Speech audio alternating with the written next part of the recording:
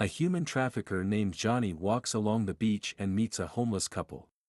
The couple looks scared and asks who he is. Johnny smiles and gives them food, saying he is there to help and can offer them food, shelter, or anything they need. The man is hesitant, but his wife, who is smarter, convinces him to trust Johnny. They follow Johnny, who then calls his thugs to grab the couple.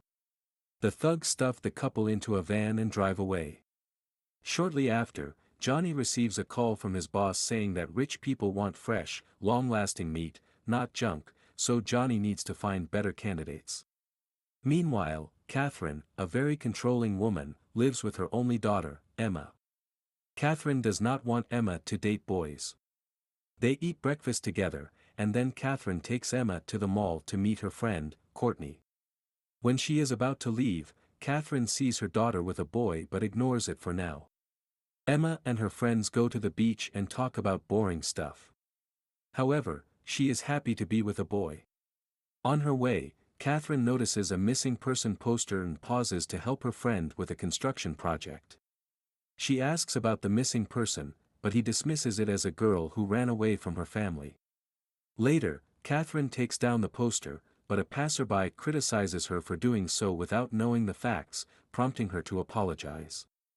The passerby, Anna, gives Katherine her number, urging her to call if she discovers anything. That night, Emma has dinner with her mother, who asks about the boy. Emma becomes upset, feeling her mother is spying into her personal life. She mentions how her father would handle the situation better. Katherine apologizes for pushing too much, and Emma reluctantly reveals the boy's name is Adam, but she doesn't know much else. Katherine expresses concern about Emma dating a 19-year-old who is too old for her, which escalates their argument and results in Emma being grounded for 24 hours. The next morning, Emma sneaks out through her bedroom window to meet her friends. She tries calling Adam, but he doesn't answer. Just as she's about to leave, Adam unexpectedly shows up and buys her a milkshake. While drinking it, Emma begins to feel dizzy and collapses. Adam swiftly carries her to a waiting van, where another man helps him load Emma inside. Adam is paid for his role, and afterward, he disposes of Emma's phone in a nearby dumpster. At home, Katherine knocks on Emma's bedroom door, but there is no response. Concerned, she unlocks the door and discovers Emma has snuck out. Katherine tries calling Emma but receives no answer. Spotting Emma's tablet, she uses it to track her phone, which leads her to a dumpster. Worried, Katherine calls the police, who keep her waiting for an hour. When the officers finally arrive, Katherine recounts everything to them. They ask her seemingly insignificant questions that frustrate her, but despite this, they tell her to wait 24 hours, minus 1 hour for their lateness, before they'll begin searching for Emma. They just gave traffickers some time to do their work before 24 hours complete. Smart cops, aren't they? Returning home, she discovers Emma is still missing. Meanwhile, the traffickers transport Emma to their hideout and place her among other kidnapped girls. Their leader, Milena, arrives and bluntly informs the girls of their new reality: they are intended for wealthy but lonely men to fulfill their desires. Milena demands to know which girls are virgins. 3 raise their hands, marking them as particularly valuable. She leaves, warning them to obey her rules or face punishment from her men. Later, all the girls are lined up and chained to record videos for customers. Who put Peter Griffin here? Well, anyway, Johnny starts by recording Courtney's video first. She begs him to let her go, but he prioritizes money over her pleas. When she refuses to comply, one of the bodyguards punches her in the stomach, forcing her to obey Johnny's commands. Reluctantly, she performs to please him. Johnny then calls Emma onto the stage to record her video. Meanwhile, at home, Katherine contacts her friends for information about her daughter but comes up empty-handed. Frustrated, she slaps her face in despair and reaches out to Anna to tell her about her missing daughter.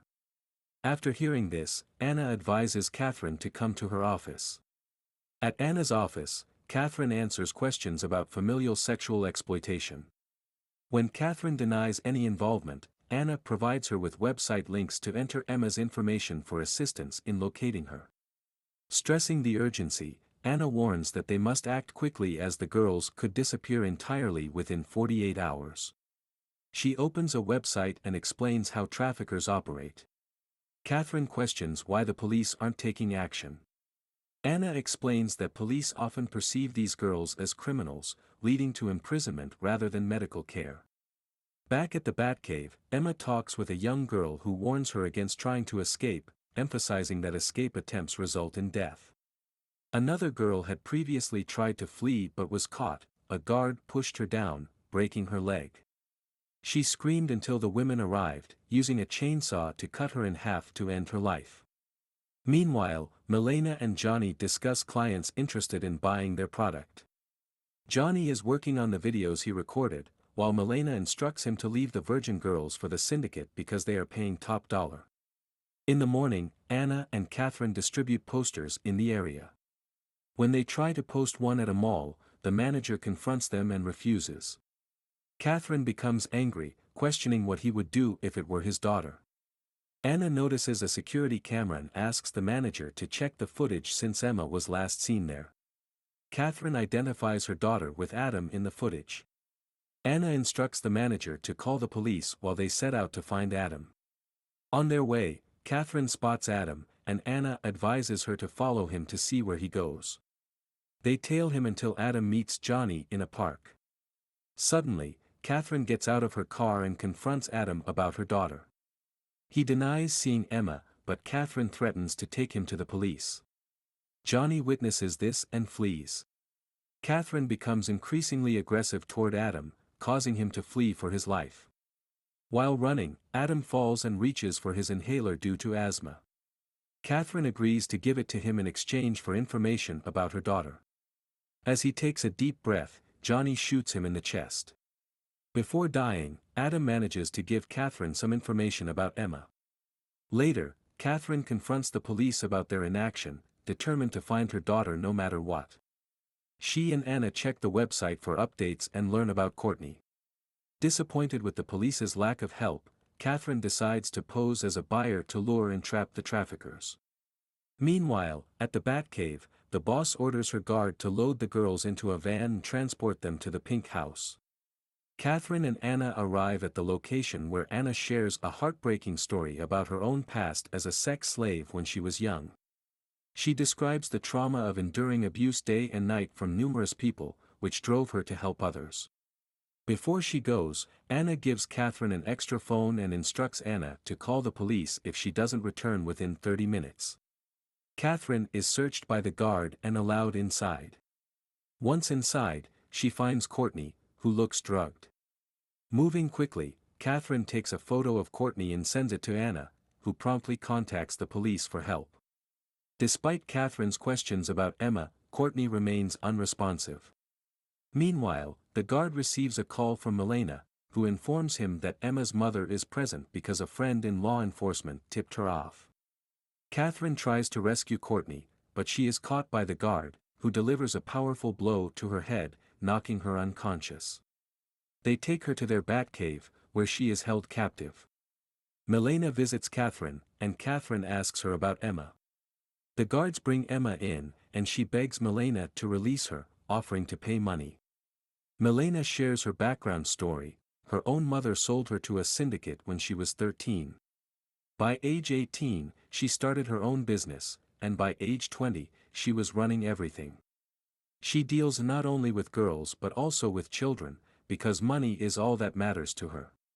Afterward, she questions Katherine about the information she provided to the police, but Katherine insists she didn't tell them anything. Suddenly, Milena receives a call about the syndicate's arrival. She takes Emma to meet them. A guard enters and touches Katherine inappropriately, briefly loosening her restraints for a quickie. When he is kissing her, she seizes his gun and orders him to step back. After incapacitating the guard, she hurries outside to rescue Emma. Milena confronts Katherine, stating she has decided not to sell Emma to the syndicate. Instead, she plans to sell Emma to various buyers wherever she goes.